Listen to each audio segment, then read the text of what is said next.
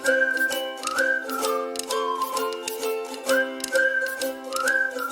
Everyone, episode 4 की शुरुआत करने से पहले अगर आपने इस सीरीज की पुरानी वीडियोस नहीं देखी है तो आप उनका लिंक आई बटन और डिस्क्रिप्शन में पा सकते हैं। और आप मेरे चैनल को सब्सक्राइब भी कर लीजिए, इससे चैनल को काफी ज्यादा सपोर्ट मिलता है। तो इसी के साथ एपिसोड 4 की शुरुआत करते हैं। एपिसोड 4 की शुरुआत वहीं से होती है जब वांगसो क्वीन यू के कमरे में घुस जाता है। खून से सनी तलवार और वांगसो की ऐसी हालत देख के रानी यू के तो होश ही उड़ जाते हैं और वो पूछती है कि तुम यहाँ क्या कर रहे हो। वांगसो कहता है कि माँ, मैंने सारे सबूत मिटा दिए हैं, मैंने सारे मॉन्क्स को मार डाला। अब ऐसा कोई भी सबूत नहीं बचा है जो ये साबित कर सके कि क्राउन प्रिंस पे हमला कराने वाला और कोई नहीं बल्कि आप थी। ये सब मैंने आपके लिए किया है। रानी यू पूछती है, क्या तुमने सबको मार डाला? जिससे वांगसो कहता है कि हाँ माँ, मैंने सबको मार डाला। वैसे भी उनको बुरा नहीं लगेगा क्योंकि वो आपके लिए जीते थे और आपके लिए उन्होंने जान दे दी। रानी यू कहती है कि तुम्हें क्या लगता है मैं इससे खुश होंगी? तुम्हें अपना बेटा मान लूंगी? ऐसा बिल्कुल नहीं है, तुम एक जानवर हो और तुम मेरे कमरे से चले जाओ। रानी यू की ये बात सुन के वांगसो का दिल टूट जाता है। वो कहता है कि मैं हमेशा से सोचता हूँ कि किसी दिन मेरी माँ का भी दिल पिघलेगा, वो भी मुझे बेटा मान लेगी, बाकी माओ की तरह वो भी मेरा ख्याल रखेगी। लेकिन आप कभी भी ऐसा नहीं करती, आप मुझे क्यों अपना बेटा नहीं मानती? फिर रानी यू कहती है कि तुम मेरे बेटे नहीं हो, तुम सिंजू के बेटे हो, मैंने तुम्हें बचपन में ही उन्हें दे दिया था। वांगसो फिर रानी यू को बताता है कि बचपन में जब उसे सिंजू भेज दिया गया था तब उस पर कई अत्याचार होते थे। एक दिन उसे मरने के लिए भेड़ियों से भरी गुफा में छोड़ दिया गया था, लेकिन उसने हार नहीं मानी और उसने पूरा जंगल जला दिया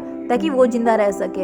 यहाँ तक कि राजा की दूसरी बीवी उसे उसका मरा हुआ बेटा समझ के कभी प्यार करती थी और जब उसे रियलाइज होता था कि ये उसका बेटा नहीं है तो वो वांगसो को एक अंधेरे कमरे में बंद कर देती थी और कितने दिनों तक उसे खाना नहीं मिलता था। वांगसो रानी यू को ये सब कहता है ये सोच के कि शायद उसका दिल पसीज जाए और उसे बेटा मान ले। लेकिन रानी यू कहती है कि तो क्या उसके साथ ये सब हुआ, उसे इस चीज से कोई फर्क नहीं पड़ता। ना वो उसे बेटा मानती है, ना उसे फर्क पड़ता है कि उसके साथ क्या हुआ। वो बस उसकी जिंदगी में एक कलंक है जिसे वो चाह के भी नहीं मिटा सकती। रानी यू इतनी कठोर थी कि उसे अपने बेटे से रत्ती भर भी फर्क नहीं पड़ता था। ये सुन के वांगसो की आखिरी होप भी टूट जाती है अपनी माँ को पाने के लिए। वो अपनी माँ से कहता है कि आप ये दिन हमेशा याद रखेंगी कि मैंने आपको नहीं छोड़ा था बल्कि आपने मुझे छोड़ा था। मैं यहाँ से कहीं नहीं जा रहा हूँ और आपको मेरा चेहरा हर दिन देखना पड़ेगा, ये मेरा आपसे वादा है। वांगसो फिर उसी जगह जाता है जहाँ के स्टोन पिलर्स थे।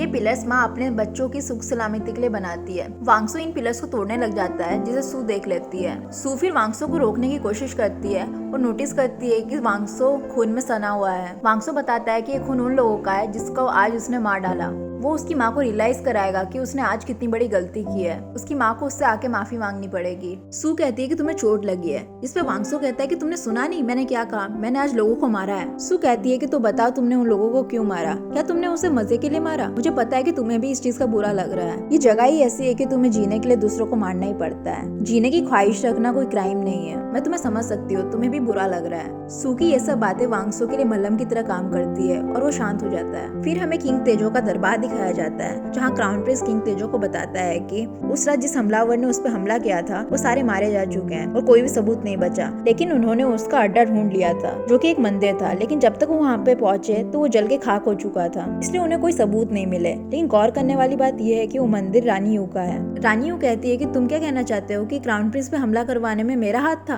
जिसपे वांगसो कहता है कि सभी यही समझेंगे। थर्ड प्रिंस फिर किंग तेजो से माफी मांगने लगता है और कहता है कि मंदिर का काम वही संभालता था, शायद उसी से कोई गलती हो गई होगी और उसी ने ध्यान नहीं दिया। वांगसो कहता है कि उसे पता था कि सब उसकी माँ पे ही शक करेंगे, इसलिए उसी ने सबको मार डाला और टेम्पल में आग लगा दी थी। शायद उसका ये डिसीजन गलत था, लेकिन उसने जो भी किया अपनी माँ को बचाने के लिए किया और किंग तेजो भी उसे माफ कर देता है। नेक्स्ट सीन में दिखाया जाता है कि कोई भी दासी वांगसो के डर से उसके लिए खाना ले जाने के लिए रेडी नहीं थी, इसलिए ना चाहते हुए भी म्यूंगी के कहने पे सू को ही खाना ले जाना पड़ता है। उसे पहाड़ चढ़ के वांगसो के लिए खाना ले जाना पड़ता है। सू फिर पहाड़ चढ़ के वहीं पहुंचती जब वांगसो अकेला बैठा हुआ था। उसे खाना देती है और जाने लगती है, लेकिन देखती है कि वांगसो काफी अकेला है, इसलिए वो उसी के पास बैठ के उससे बातचीत करने लग जाती है। वांगसो सू से कहता है कि कल रात को उसने जो भी देखा वो भूल जाए और किसी से कुछ कहने की कोशिश भी ना करे।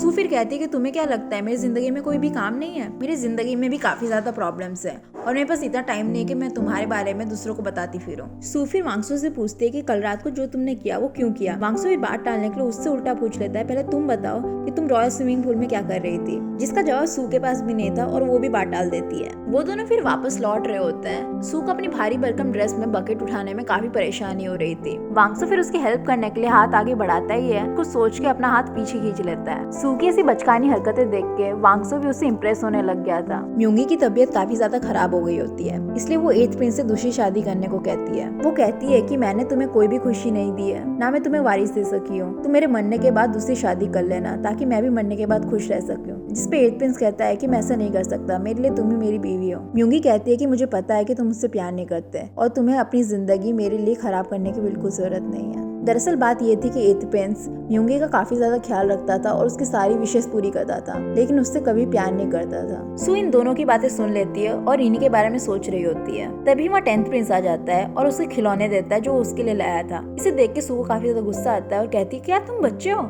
जो इनके साथ खेल रहे हो। 10th प्रिंस फिर सू से कहता है कि तुम अपनी तकलीफ मुझसे शेयर कर सकती हो, इससे तुम्हारा मन भी हल्का हो जाएगा। सू फिर 10th प्रिंस से पूछती है क्या तुम शादीशुदा हो। इस पे 10th प्रिंस मन ही मन सोचने लगता है कि सू शायद उसे पसंद करती है, इसलिए वो इससे ऐसा पूछ रही है और कहता है कि नहीं, मैं शादीशुदा नहीं हूँ। सू फिर 10th प्रिंस से पूछती है कि अगर उसकी बीवी की तबीयत खराब हो जाए तो क्या वो दूसरी शादी कर लेगा। इस पर 10th प्रिंस कहता है कि वो अपने पिता की तरह इतनी सारी बीवियों की टेंशन नहीं ले सकता। वो बस एक लड़की से शादी करना चाहता है और उसके साथ 100 साल जिंदगी बिताना चाहता है, और अगर चाहे उसकी तबीयत भी खराब हो जाए तो वो उसका ख्याल रखेगा जिंदगी भर, ना कि दूसरी शादी करेगा। जिसपे सू कहती है कि हर किसी को तुम्हारे जैसा होना चाहिए, तुम काफी ज्यादा प्योर इंसान हो। 10th प्रिंस को सू की बात समझ में नहीं आती और उसे लगता है कि सू उसके प्यार में पड़ती जा रही है और इसलिए मन ही मन खुश होने लगता है। चायरुंग फिर सू के कहने पे वांगसो के कमरे में हेयरपिन रखने जाती है जो कि उसे नहाते समय मिली थी। सू ने चायरुंग से कहा था कि हेयरपिन वो ऐसी जगह रखे जहाँ वांगसो उसे आसानी से ढूंढ ना पाए, इसलिए वो एक बक्सा खोल के उसमें हेयरपिन रखी रही होती है। तभी वहाँ प्रिंसेस योनवा आ जाती है और उसे ऐसा लगता है कि चायरुंग वांगसो के कमरे में चोरी करने आई है, इसलिए चायरुंग को सजा देने के लिए प्रिंसेस योनवा उस पर कोड़े बरसाती है। सू को ये जब पता चलता है तो वो उसे बचाने के लिए वहाँ पहुँचती है। सू प्रिंसेस योनवा को बताती भी है कि चायरुंग ने चोरी नहीं की है, उसी ने उसे भेजा था वांगसो के कमरे में हेयरपिन को रखने के लिए क्योंकि वो उसे भूल गया था। लेकिन प्रिंसेस योनवा कहाँ मानने वालों में से है और वो सू की बात नहीं मानती, इसलिए चायरुंग को बचाने के लिए सू कहती है कि अगर तुम्हें सजा देनी है तो मुझे दो, उसे नहीं, मैंने ही उसे भेजा था। सारे प्रिंस भी वहीं होते हैं और 10th प्रिंस 8th प्रिंस को कहता भी है योनवा को रोकने के लिए, लेकिन 3rd प्रिंस कहता है कि उसने गलती की है और उसे सजा मिलनी भी चाहिए। योनवा फिर सू को बांध देती है और उस पर कोड़े बरसाती है, उसे और मार ही रही होती है। तभी वहाँ वांगसो आ जाता है और उसे रोक लेता है। वांगसो कहता है कि सू मेरी है, जिसपे सब लोग हैरान हो जाते हैं और योनवा भी उसे देखती रह जाती है। वांगसो फिर कहता है कि हेयरपिन मेरी थी, इसलिए मैं ही डिसाइड करूंगा कि सू के साथ क्या होना चाहिए। 10th प्रिंस से भी रहा नहीं जाता और वो भी सू को बचाने आ जाता है। 8th प्रिंस अपनी बहन योनवा से कहता है कि इस बार उसने हद ही पार कर दी। सू फिर चायरुंग को लेके जा ही रही होती है, तभी 3rd प्रिंस कहता है कि योनवा तुमने सही किया, इन लोगों को इनकी औकात दिखाती रहना चाहिए। लेकिन बाकी प्रिंस को सू के लिए काफी ज्यादा बुरा लगता है, यहाँ तक कि 10th प्रिंस उसे दवाई भी देना चाहता था, लेकिन उसे ना चाहते हुए वहाँ से जाना पड़ता है। योनवा फिर वांगसो से कहती है कि मुझे पता है कि तुम मुझे बिना वजह नहीं रोकते, क्या तुम सू को पसंद करते हो। वांगसो जिस पे कहता है कि मैं तुम्हारी काफी ज्यादा इज्जत करता हूँ, लेकिन इस बार तुम गलत थी, और वहाँ से चला जाता है।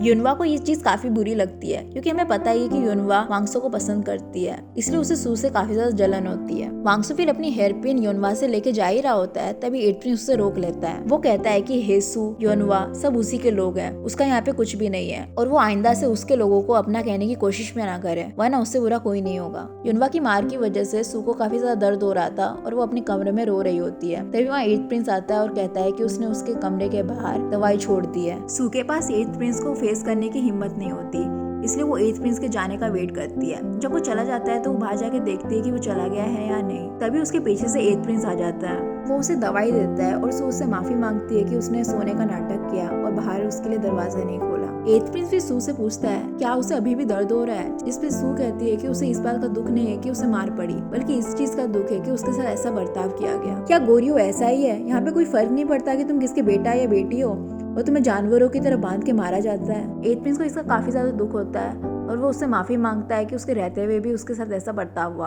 और आज के बाद उसके साथ ऐसा कभी भी बर्ताव नहीं होगा। वो दोनों एक दूसरे से अट्रैक्टेड होने लग जाते हैं और सू को रियलाइज होता है कि अगर वो 8th प्रिंस के करीब गई तो वो म्यूंगी के साथ गलत कर रही है, इसलिए वो 8th प्रिंस को वहीं छोड़ के वहाँ से चली जाती है। नेक्स्ट दिन जब सू नदी किनारे घूम रही होती है तभी वो वांगसो से टकरा जाती है और चोट लगने की एक्टिंग करती है। इससे वांगसो कहता है कि मैं तुमसे नहीं टकराया हूँ, बल्कि तुम मुझे टकराई हो। सू फिर कहती है कि मैं तुम्हारी हूँ, इसका क्या मतलब था, तुम ऐसे कैसे कह सकते हो। इससे वांगसो कहता है कि क्या ये तुम्हारा थैंक यू बोलने का नया तरीका है, मैंने तुम्हें पिटने से बचाया है। सू फिर वांगसो को थैंक यू बोलती है। वांगसो पूछता है कि मेरी हेयरपिन तुम्हारे पास कैसे आई। जिसपे सू कहती है कि तुमने नहाते वक्त वहाँ ही छोड़ दी थी और किसी को ये ना पता चले कि मैंने तुम्हारा चेहरा देखा है, इसलिए मैं चुप रही और मार खाने लगी। वांगसो कहता है कि तुम मुझसे ऐसे कैसे बात कर सकती हो, क्या तुम्हें मुझसे डर नहीं लगता? जैसे सू कहती है कि आजकल मुझे तुमसे डर नहीं लगता। सू फिर कहती है कि ये सब तो ठीक है, लेकिन तुम ये कैसे कह सकते हो कि मैं तुम्हारी हूँ? मैं कोई जानवर या फिर कोई ऑब्जेक्ट नहीं हूँ कि मैं तुम्हारी हो गई। जिससे वांगसो कहता है कि मैंने ये कहने को नहीं कहा था, मैं मानता भी हूँ। यहाँ हम समझ पाते हैं कि वांगसो का सू में इंटरेस्ट बढ़ता ही जा रहा था और वो अभी उसे जाने नहीं देगा अपने हाथों से। 14 प्रिंस जंग फिर हमेशा की तरह भेस बदल के कुश्ती लड़ने जाता है, लेकिन कुछ लोग उसे जबरदस्ती भी पकड़ लेते हैं। सू 14 प्रिंस को ले जाते हुए देख लेती है और वांगसो भी सू को देख लेता है। 14 प्रिंस को वो आदमी बताता है कि एक बार जब वो उससे हार गया था तब उसकी माँ ने उसके हाथ कटवा दिए थे। इसके बारे में 14 प्रिंस को नहीं पता था। इसका बदला लेने के लिए वो आदमी आज उसका हाथ काटने वाला था। वो आदमी 14 प्रिंस का हाथ काटने ही वाला होता है, तभी सू डंडा लेके उनके मारने आ जाती है और जोर से चिल्लाने लग जाती है, सब लोग पीछे हट जाओ वरना मैं तुम लोगों को मार डालूंगी। और वो पागलों की तरह डंडा इधर उधर हिलाने लग जाती है और सबको 14 प्रिंस से दूर हटा देती है। दूसरी तरफ चायरुंग 8th प्रिंस के पास पहुंचती है और कहती है कि सू की जान खतरे में है और 8th प्रिंस सू को बचाने के लिए भागता है। 14 प्रिंस और सू उन लोगों से बचने की कोशिश कर ही रहे होते हैं। इस पे 14 प्रिंस जंग कहता है कि तुम चिंता मत करो, मैं तुम्हारी जान बचा लूंगा। तो सू कहती है कि यहाँ पे कौन किसे बचा रहा है। तब वहाँ ड्रामेटिक एंट्री होती है 8th प्रिंस वांगकुक की। वो एक एक करके सभी लोगों को मार डालता है, लेकिन वहाँ पे और कुछ गुंडे आ जाते हैं और बात उनके हाथों से निकल जाती है। वो लोग 8th प्रिंस पे हमला करने वाले ही होते हैं, तभी वहाँ पे 4th प्रिंस वांगसो आ जाता है, जिसे देख के वो लोग डर के मारे कांपने लग जाते हैं और वहाँ से भाग जाते हैं। 14 प्रिंस फिर सू से कहता है कि आज तुमने मेरा हाथ कटने से बचाया है, इसलिए आज से तुम्हारी लाइफ मेरी लाइफ की तरह होगी। अगर मुझे तुम्हारी जान बचाने के लिए किसी दिन मरना भी पड़े तो मैं पीछे नहीं हटूंगा। ये सुन के सू काफी ज्यादा टच हो जाती है और अनकॉन्शियसली उसे गले लगा लेती है, क्योंकि वो 21st सेंचुरी की लड़की थी और उसके लिए ये सब कॉमन था। लेकिन उस जमाने में ये चीज काफी ज्यादा अजीब थी, इसलिए 8th प्रिंस और वांगसो सू को देख के शॉक रह जाते हैं। सू को भी कुछ टाइम बाद होश आ जाता है और वो बात संभालने के लिए कह देते हैं कि तुम मेरे दोस्त जैसे हो। इससे 14 प्रिंस भी कह देता है कि तो आज से हम दोस्त हैं। यहाँ हम देख सकते हैं कि 14 प्रिंस और सू की यहाँ पे बॉन्डिंग बढ़ती जा रही थी। 8th प्रिंस और सू जब वापस लौट रहे होते हैं तो 8th प्रिंस अपनी फीलिंग्स पे कंट्रोल नहीं कर पाता और सू से कह देता है कि तुम्हें पता भी है कि मैं कितना डर गया था, मुझे तो लगा था आज मैंने तुम्हें खो ही दिया है। और वो ना चाहते हुए भी इनडायरेक्टली अपनी फीलिंग्स को सू को कन्वे कर देता है। तभी वहाँ म्यूंगी आ जाती है और 8th प्रिंस को देख के समझ जाती है कि उसके मन में क्या चल रहा है। वांगसो फिर 14 प्रिंस से कहता है कि तुम भेष बदल के बाहर जाते हो, तुम्हारे वजह से एक इंसान का हाथ भी कट गया। जिसे 14 प्रिंस कहता है कि उसे इस बारे में बिल्कुल नहीं पता, तुम्हारी वजह से उस आदमी का रोजगार चला गया, तुम्हें नहीं लगता कि तुम्हें उसका भुगतान करना चाहिए? तुम एक प्रिंस हो, तुम्हें आम जनता के ख्याल रखना चाहिए। और अगर आपको याद होगा तो सू ने यही चीज वांगसो को कही थी लास्ट एपिसोड में, तो हमें इससे पता चल सकता है कि सू का असर वांगसो पे होने लगा था। 14 प्रिंस वांगसो की बेइज्जती नहीं करना चाहता था, लेकिन गुस्से में आके कह देता है कि ये उसकी बदकिस्मती है कि उसने सेम माँ की कोख से जन्म लिया है। जिससे वांगसो को गुस्सा आ जाता है और वो 14 प्रिंस को थप्पड़ मार देता है। तभी वहाँ रानी यू आ जाती है और उससे ये करता हुआ देख लेती है। वो वांगसो को धक्का दे देती है और कहती है कि तुम मेरे बेटे से दूर रहो, तुम्हारे वजह से मेरे बेटे की जान खतरे में पड़ जाएगी, तुम एक मॉन्स्टर हो। हालांकि 14 प्रिंस उससे कहता भी है कि वांगसो ने उसकी जान बचाई है, लेकिन उसकी माँ उसे जाने को कह देती है। 8th प्रिंस फिर अपनी फीलिंग्स को कंट्रोल नहीं कर पा रहा था। उसे इस बात का गिल्ट हो रहा था कि वो अपनी बीवी को धोखा दे रहा है, क्योंकि वो सू को पसंद करने लगा था। सू भी 8th प्रिंस को भूलने की कोशिश कर रही थी, क्योंकि वो म्यूंगी को धोखा नहीं देना चाहती थी। वांगसो फिर जाके स्टोन पिलर बना रहा होता है, क्योंकि उसे पता चल गया था कि चाहे वो जो भी कर ले उसकी माँ उससे प्यार नहीं करने वाली, और वो उस बात को एक्सेप्ट कर लेता है। क्राउन प्रिंस फिर वांगसो का महल में रहने का परमिशन मांगता है। किंग तेजो कहता है कि वांगसो को सिंजू भेजा गया था, इसलिए वो उसे यहाँ नहीं रोक सकता। जिसे वांगसो कहता है कि उसे वहाँ पे एक हॉस्टेज के तौर पे रखा गया था। किंग तेजो फिर उससे पूछते हैं कि वो रानी यू का बेटा या फिर सिंजू का बेटा बन के यहाँ पे रहना चाहता है। जिसे वांगसो कहता है ना ही बेटा ना ही भाई, वो क्राउन प्रिंस का एक भरोसेमंद इंसान बन के यहाँ पे रहना चाहता है।